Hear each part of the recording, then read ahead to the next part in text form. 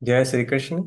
Today we will continue with our last session wherein we saw Dhritarashtra is asking his charioteer Sanjay, Sanjay, please tell me what's going on in the battlefield Kurukshetra where my sons and the sons of Pandavas are gathered with desire to fight, fight the battle. So there are two armies led by Duryodhan and the other side led by Arjun. One represents evil, whereas the other represents dharma, the goodness. So Sanjay starts narrating the happenings in the battlefield, and today we will be reciting 10 verses and we'll be looking into the meaning and significance of those verses, which have same thing, that is enumeration of remarkable and great warriors on both the sides. Okay, so let's first do the recitation and then we will look into the meaning and significance of those verses. So here we are.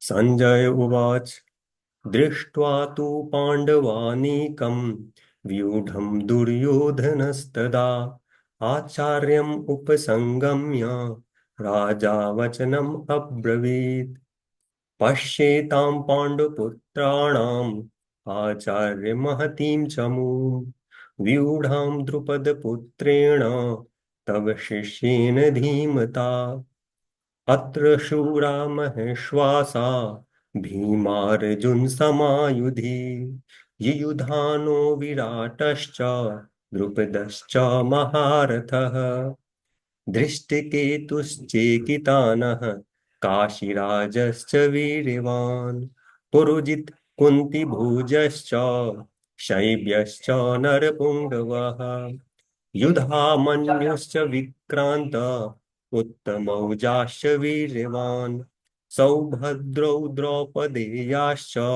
सर्व एव महारथाः अस्माकं तु विशिष्टाये तान्निबोध द्विजोत्तम नायका मम सैन्यस्य संज्ञार्थं तान् ब्रवीमि ते भवान् भीष्मश्च कर्णश्च कृपश्च समितिञ्जयः अश्वत्थामा विकर्णश्च सोमदत्तिस्तथैव च अन्ये च बहवः शूरा मदर्थे त्यक्तजीविताः नानाशस्त्रप्रहरणाः सर्वे युद्धविशारदाः अपर्याप्तं तदस्माकं बलं भीष्माभिरक्षितं पर्याप्तं त्विदमेतेषां बलं भीमाभिरक्षितम् अयनेषु च सर्वेषु यथा भागम् अवस्थिताः भीष्मे भीष्ममेवाभिरक्षन्तु भवन्तः सर्व एव हि. So Sanjay starts narrating the happenings in the battlefield Kurukshetra, where massive army is gathered. 7 Akshuni Senas on the side of Pandavas and 11 Akshuni Senas on the side of Kauravas. In total, around 45 lakh soldiers are gathered in the battlefield Kurukshetra as per Mahabharat to fight the war. So here, enumeration of remarkable and great warriors is done by Duryodhan. And how it is done?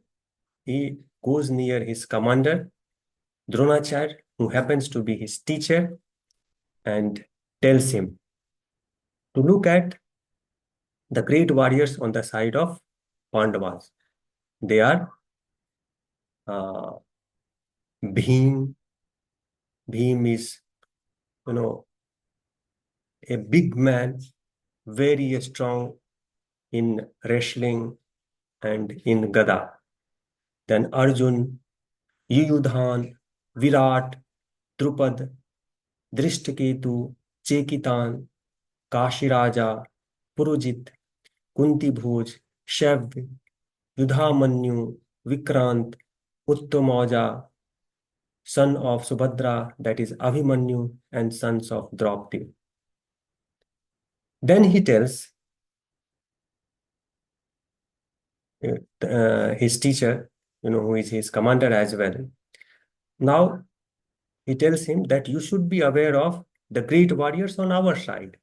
And then he names them as Bhishma, Karna, Kripacharya, Aswathama, Bikarna, son of Somadatta, and tells them these warriors have always been victorious in whatever war they have fought. Then he tells that army on our side are immeasurable, whereas limited number of army is there on the side of Pandavas. During his conversation, he names more warriors on the side of Pandavas and lesser warrior on the side of himself. So probably this shows his fear of losing the war, and telling his commander that be prepared, be sincere, okay, because there is a strength, there is capability, there is probably more capability on the side of Pandavas than ours. At the same time, he doesn't want them to be demoralized.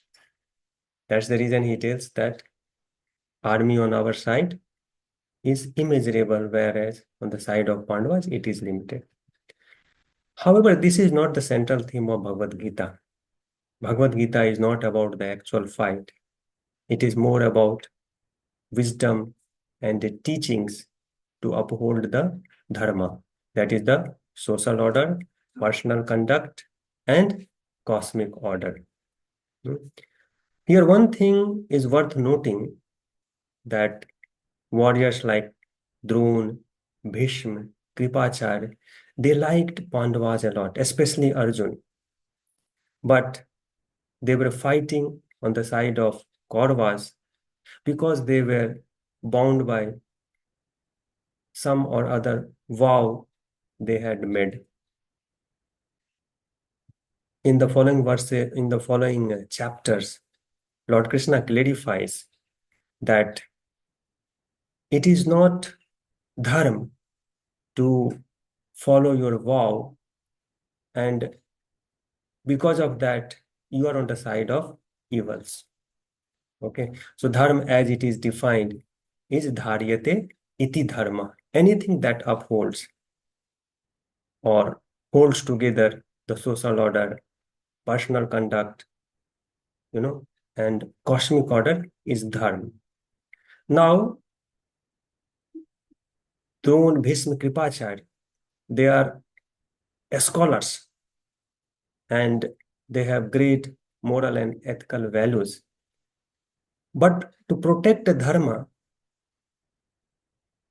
you don't always have to be moral and ethical.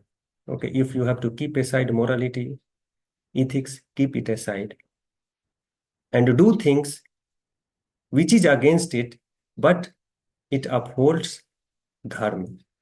Okay, so there is one story, very interesting story concerning this. It is mentioned in the Karna Parv of Mahabharat. There was a saint named Kaushik. So he had vowed to speak truth. Once it happens, an innocent person is being chased by some robbers for some wealth or some money. And the innocent man comes to Saint Kaushik's ashram, uh, when he is being followed by the robbers, and requests him to give him shelter, to protect himself from the robbers. Saying this, he hid himself in one of the huts in the ashram. The robbers came running to Saint Kaushik and asked him, "Did you see someone coming here?" Saint Kaushik, bound by his vow to speak truth, answers in affirmation. These robbers search out the innocent man, take him away, robs him of his wealth, and then kills him. So, this is how it happens. When Saint Causic died, he was taken to hell. He was surprised, being a saint, why he has been taken to hell. There he was told that because of him, an innocent person died, and that was a big sin which was committed because of him. And that's the reason he has been brought in hell. So even if Saint Causic was morally correct, he did not uphold the social order. No. An innocent person was killed because of his attachment to the vow that he had made. So attachment to vow is more about protecting your ego. So all these things are being clarified by, uh, Lord Krishna in the subsequent chapters in the context of dharma. What is dharma? So if we have to keep aside morality, ethics to protect dharma, we should do it. So this is something we can learn, and we can put in our day-to-day life also this learning, and thereby we can try to protect the dharma, okay, rather than sticking to our vows, morality, and ethics. In the next session, we will be reciting some more verses wherein the context or the theme is blowing of conches. So that is also part of, that used to be part of the, battle in olden days. So before resuming the war, the warriors will blow their conches. So that will be the theme of our next session on Bhagavad Gita. Thank you very much.